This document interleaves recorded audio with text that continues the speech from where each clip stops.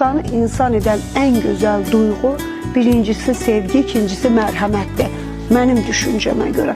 Ona görə mən hər zaman çalışıram ki, insanlara ne kadar gücüm var insan kimi, ama çalışıram ilk önce o sevgini onlarla bölüşüm.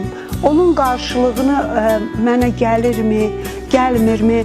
Bunlar mənim üçün önəmli deyil. Məsələn, mənim həyatımda elə insanlar olub ki, yaxşılıq eləmişəm, mənə çox böyük pislik ediblər.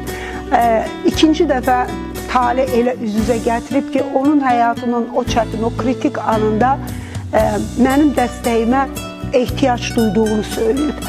Hətta ailə üzvlərim, dostlarım belə sən indi neyniyəcəksən? Gerçəkdən bu qədər yaxşılıqdan sonra sənə pislik eləmiş insana bu yaxşılığı eləyəcəksənmi?